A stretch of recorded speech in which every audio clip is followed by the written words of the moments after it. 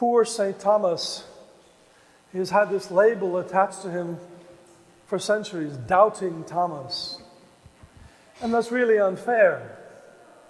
He wasn't the only one who didn't believe. All the disciples fled. They all ran away, both before and after the death and resurrection of Jesus. All of them were unbelieving, even at the very moment of his ascension, we'll hear about in a few weeks. So it isn't fair to attach labels to people, because when we do that, we do it to approve of them, or we think that we're better than them. There's always something that we can do to separate ourselves from people. That's not the way Jesus acted, as we'll see in a moment. But these labels can easily be attached to people for many different reasons. I don't know if you saw the movie Moonlight, which got the Academy Award for Best Picture last year. And it's about a little boy, 10 years old. And one of the important episodes at the beginning of the movie is that he's being bullied by kids in school. And they call him a faggot. And he doesn't know what that means. So he goes home and he speaks to the man who is the kind of father figure for him. And he says, what's a faggot? What does that mean? And the man says to the little boy, that's a word that's used by people who want to make gay people feel bad. It's an act of cruelty. So we can do that in many ways. We do that about many different kinds of people who are different from us in many ways. Again, Jesus did not do that. That's in the secular world. In the religious world, we have something similar, and it kind of works in a different direction. There are many religious people in the world today who call themselves evangelicals. And that's a nice word. It means they're rooted in the gospel. They take the gospel as the source of their religious belief. Well, everybody here this morning is an evangelical. We're all evangelicals because we root ourselves in the gospel of Christ. Even the word Christian can be used in a way to separate people. One of the disconcerting experiences I had when I was a hospital chaplain was I'd have a list of patients, and looking at the names, I would go in and think, well, this is probably a Catholic, but I couldn't be sure. So I would say sometimes to people, are you a Catholic? And they say, oh no, I'm a Christian. Well, excuse me, I'm a Christian too. We are Christians before we were Catholics.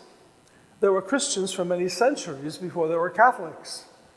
Catholic became a term of abuse to separate some people from others. Always use these things as means of cruelty or separation, or somehow to remove ourselves from the company of others. But think of Jesus. Jesus hung out with a lot of unsavory people. Tax collectors, for example. At that time, tax collectors were free to get whatever money they could. And they'd skim it and pocket whatever they wanted. And they were basically hated by most people. But Jesus knew some tax collectors and was close to them. The author of the first gospel, St. Matthew, was a tax collector. But Jesus ate at his home. Lazarus, the man who went up into a tree, remember? Because he was too short, he couldn't see Jesus. He was also a tax collector. But Jesus said, Lazarus, come down. I'm going to eat at your house today. Prostitutes, more than one. The woman taken in adultery. Jesus didn't see them by labeling them. He saw them as persons. Each person is the one who counts in the eyes of Christ. And that's the way we need to follow, the way we need to be evangelicals. To base ourselves on the meaning that Christ gives to each and every individual human being. Every person counts. And so there's a saying of Jesus which literally your soul to gain it. If you try to gain your soul, you'll lose it. If you lose it for my sake, then you will get it. You will gain it. There's a paraphrase of that which I used on Holy Thursday. I don't know how many of you were here.